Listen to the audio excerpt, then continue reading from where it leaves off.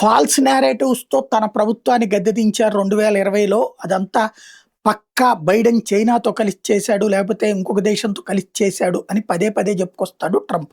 But ఇప్పుడు ఆయనని ఆ రోజున గద్దెదించడానికి బైడెన్ వెనకాల నిలబడినటువంటి డీప్ స్టేట్ మొన్న ఆయన గద్దెని ఎక్కడానికి సహకరించింది. ఇప్పుడు అదే డీప్ స్టేట్ ఇండియాలో నరేంద్ర మోడీని గద్దెదించడానికి, అసలు గద్దెని ఎక్కనీయకుండా అడ్డుకోవడానికి 2014 ముందు ప్రయత్నించింది.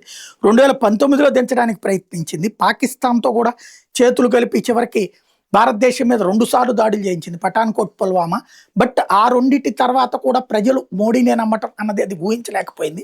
అందుకనినే డైరెక్ట్‌గా మొహానే పహల్గామ్‌లో చేసుకొచ్చినటువంటి యాక్టివిటీని చూసాం. అయితే దానికి ప్రతిగా ఏకంగా ఆపరేషన్ సింధూర్ చేస్తారనేది ఊహించలేదు.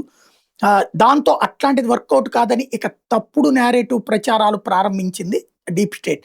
అందులో భాగంగా పుట్టుకొచ్చింది కాక్రోచ్ జనతా పార్టీ. అమెరికా నుంచి ఇక్కడికొచ్చి ఒక ప్రాజెక్ట్ రూపంలో రంగంలోకి దిగినటువంటి అభిజిత్ దుబ్కే. ఇప్పుడు తనకు సంబంధించి ఒక సక్సెస్ అయినటువంటి నేపథ్యంలో మరొక అంశం వెలుగులోకి వచ్చింది. American embassy social media influencers training అన్నటువంటిది ఒకటి ఓపెన్‌గా యుఎస్ ఎంబసీ ఇండియానే ప్రొజెక్ట్ చేస్తుంది. Social media influencers or content క్రియేటర్స్‌కి ఇంపాక్ట్‌ఫుల్ కంటెంట్ ఏదైతే రియల్ చేంజ్‌కి సంబంధించి ఎట్లా ఇవ్వచ్చు అన్న దాని మీద ట్రైనింగ్ ఇచ్చింది. మొన్న 25వ తారీఖు, రేపు 25వ తారీఖున 6-8 గంటల దాకా అమెరికన్ సెంటర్ న్యూఢిల్లీ నుంచి ఇస్తున్నారు. దీంట్లో మాట్లాడబోతోంది ఆకాష్ బెనర్జీ. ఈ ట్రైనింగ్ ఎవరితను?